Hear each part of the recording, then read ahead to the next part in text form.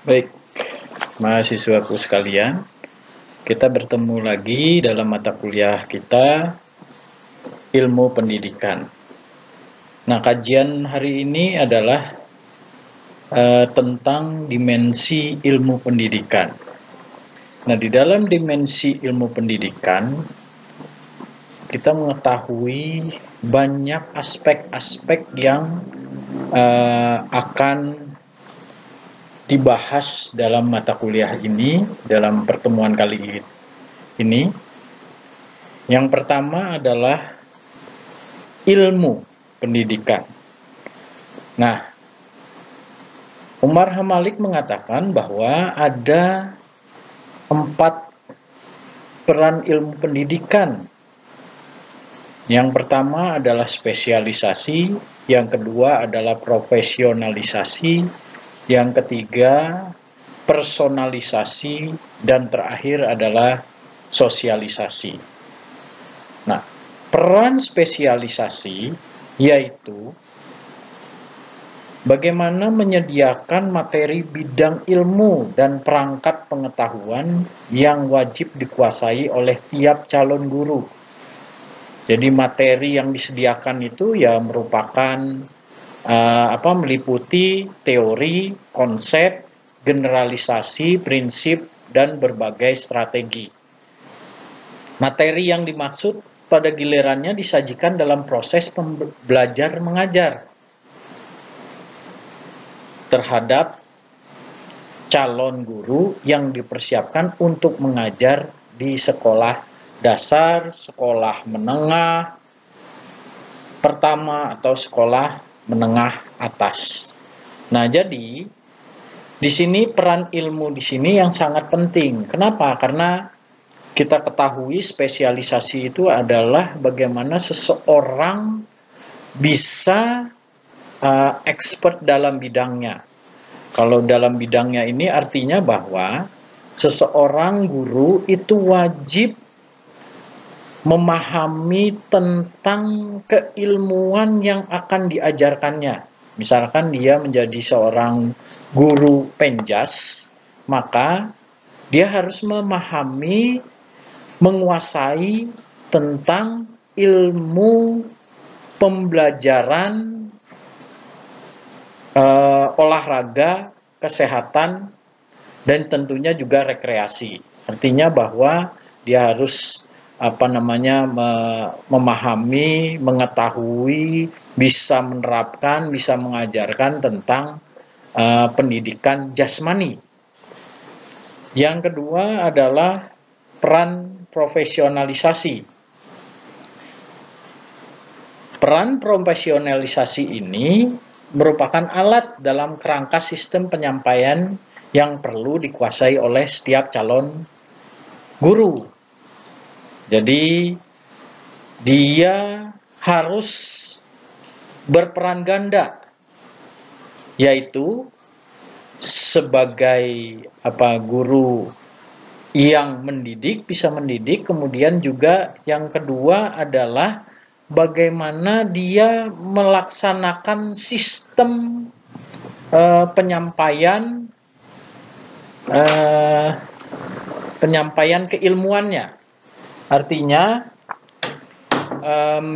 kedua ini jadi dia bisa mendidik, juga bisa melaksanakan sistem. Dalam hal ini yang disebut profesional adalah bagaimana dia bisa membuat satu RPP, materi, penyusunan materi, bagaimana membuat bahan ajar tadi dalam bentuk materi, kemudian juga bagaimana dia mengevaluasi siswanya dan lain sebagainya. Termasuk juga bagaimana dia membuat satu media ajar yang sekiranya bisa dipahami oleh siswanya untuk pembelajaran materi tersebut. Jadi dia media ajar itu menjadi satu alat untuk pembelajaran itu sendiri. Yang ketiga adalah peran personalisasi. Jadi personalisasi ini merupakan tindak lanjut dari pada peran-peran sebelumnya, spesialisasi, profesionalisasi. Personalisasi ini artinya bahwa dia bisa membawa diri dia sendiri menjadi contoh yang baik buat siswa-siswanya.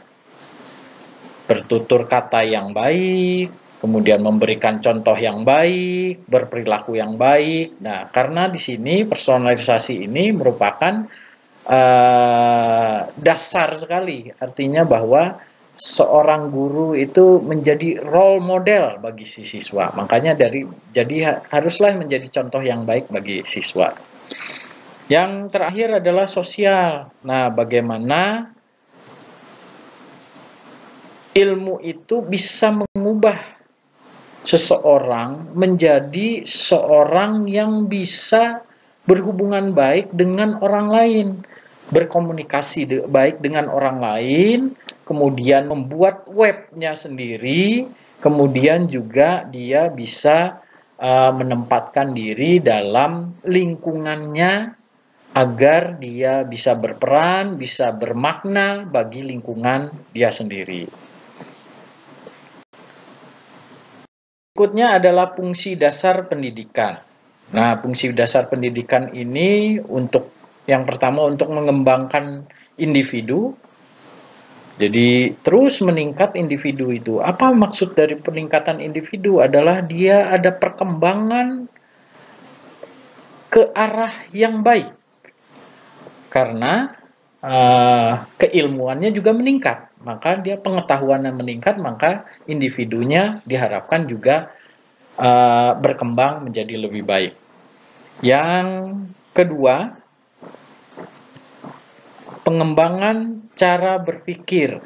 Jadi yang tadi dulunya misalkan gini, cara berpikirnya itu tidak ilmiah menjadi lebih ilmiah. Apa yang dimaksud dengan ilmiah adalah sesuatu yang memiliki landasan hukum yang kuat dalam cara berpikir. Misalkan kita menyebutkan corona itu jahat gitu ya. Kenapa jahat? Nah, ini harus ada dasarnya jahat. Oh, ternyata corona itu adalah virus yang menyerang manusia, kemudian menyebabkan manusia itu flu misalkan ya, kemudian juga gagal bernapas dan lain sebagainya, akhirnya menyebabkan kematian. Ujungnya adalah menyebabkan kematian. Tapi ingat, artinya kita tidak bisa menjudge bahwa corona itu mematikan, tidak, karena harus didasari oleh data dan fakta. Misalkan datanya sekian persen dari misalkan ya dari 100 orang yang terkena corona, tingkat kesembuhannya adalah 95% dan yang meninggal adalah 5%. Artinya bahwa itu kalau 5% dari 100%, maka jauh sekali. Artinya 95% itu tidak mematikan, artinya kan jadi ada kecenderungan bahwa kesembuhan itu ada di kisaran 95%. Nah, ini yang dimaksud cara berpikir itu. Artinya ada dasar yang melandasi sebuah pemikiran gitu. Kemudian ada penyelidikan kan, tentunya ada teknik dan penyelidikan. Nah, yang berikutnya adalah memindahkan warisan budaya. Nah, ini pewarisan budaya ini penting. Jadi saya katakan bahwa dia mungkin berpikirnya tidak rasional atau tidak ilmiah menjadi lebih ilmiah. Nah, itu juga pewarisan budaya. Jadi bagaimana langkah-langkah yang baik, kemudian kebiasaan yang tadinya tidak baik menjadi lebih baik. Nah, ini.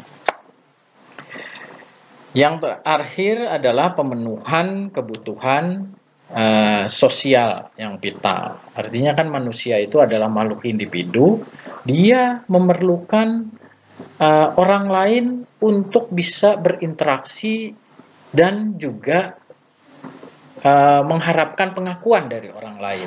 Itulah bagian daripada pemenuhan kebutuhan sosial yang vital ini. Nah, yang kemudian ada tujuan pendidikan. Tujuan pendidikan ini ada yang jangka panjang, long term objective aims, kemudian juga ada yang menengah, intermediate. Nah, tujuan jangka menengah, kemudian ada juga tujuan jangka pendek. Tujuan jangka pendek ini adalah spesifik objektif itu tadi. Jadi ada 3 tujuan pendidikan. Nah, itu barangkali materi kita dalam dimensi ilmu pendidikan. Semoga bisa dipahami oleh mahasiswaku sekalian. Wabillahi taufiq wal hidayah. Wassalamualaikum warahmatullahi wabarakatuh.